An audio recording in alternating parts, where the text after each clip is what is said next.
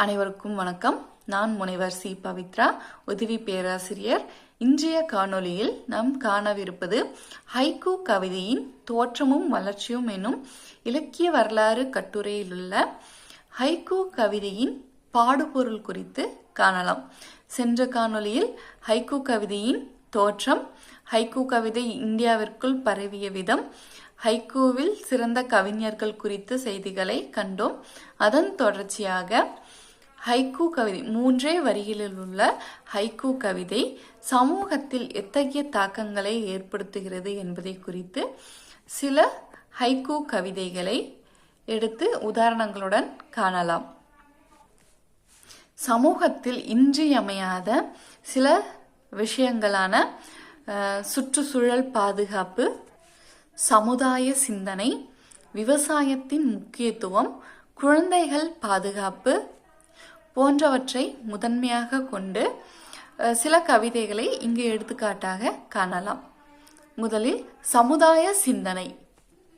Haiku கவிதைகள் பல்வேறு சமூக சிக்கல்களையும் சிந்தனைகளையும் வெளிப்படுத்தும் வண்ணமாக உள்ளது. அவற்றுள் ஒரு கவிதையாக பிம்பங்களற்ற தனியறையில் ஒன்றிலொன்று முகம் பார்த்தன சலூன் கண்ணாடிகள்.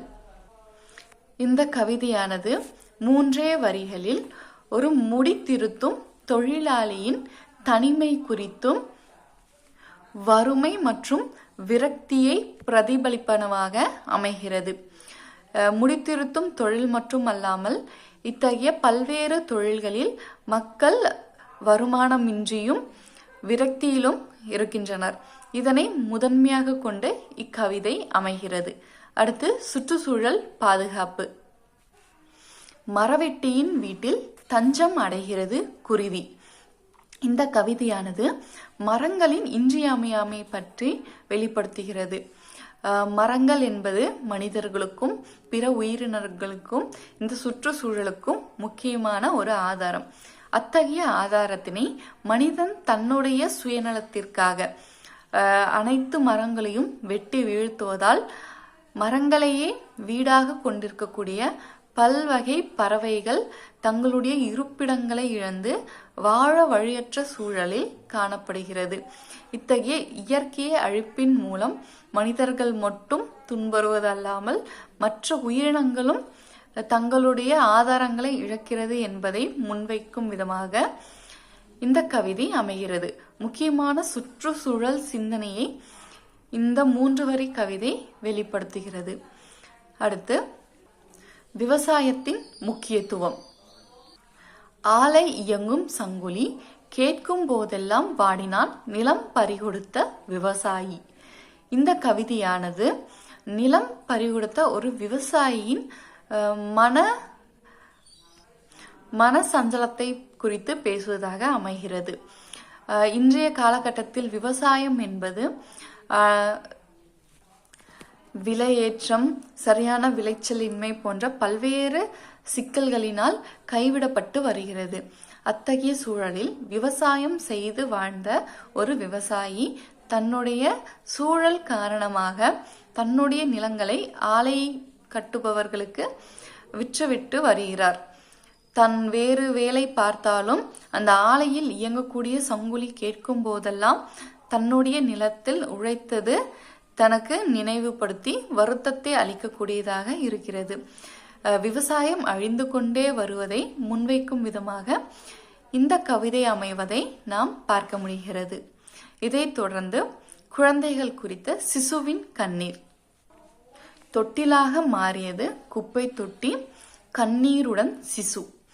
இன்றைய காலகட்டத்தில் எண்ணற்ற பெற்றோர்கள் தங்களுடைய தவறான நடவடிக்கைகளினால் தங்கள் பெற்ற குழந்தைகளையே வளர்க்க வழியற்று குப்பை தொட்டிகளில் வீசி செல்கின்றனர். இத்தகைய காரியமானது ஏதும் அறியாத அந்த சிசுவின் வாழ்வையை பாதிப்பில் உட்படுத்தக்கூடியதாக அமைகிறது. இத்தகைய அவல செயல்கள் இந்த சமூகத்தில் நடந்து கொண்டிருப்பதை படம் பிடித்து காட்டுவதாக இந்த ஹைக்கூ கவிதையானது அமைகிறது. இவ்வாறு சமூகம் சார்ந்த சிந்தனைகள், இயற்கை சார்ந்த விழிப்புணர்வை ஏற்படுத்தும் வகையிலும், மனிதர்களுக்கு விவசாயத்தின் முக்கியத்துவத்தை உணர்த்துவது போன்ற எண்ணற்ற சமூகத்தில் நிகழக்கூடிய பாடுபொருள்களை, ஆழமான கருத்துக்களை முதன்மையாக கொண்டு தனது 3 வரிகளில் ஹைக்கூ கவிதைகள் வெளிப்படுத்துவது இதன் சிறப்பாக அமைகிறது. இவ்வாறு சீனாவில் வளர்ந்த சீன ஜப்பான் மொழி கலவையான ஹைக்கூ கவிதையானது தமிழகத்திற்குள் இன்றைய சூழலில் நடக்கக்கூடிய சமூக சிந்தனைகளை படம் பிடித்து காட்டும் வண்ணமாக மக்களிடையே எளிமையாக கொண்டு சேர்க்கக்கூடிய ஒரு இலக்கிய வடிவமாக அமைவது ஹைக்கூ கவிதையின் சிறப்பாக நாம் காண முடிகிறது. நன்றி.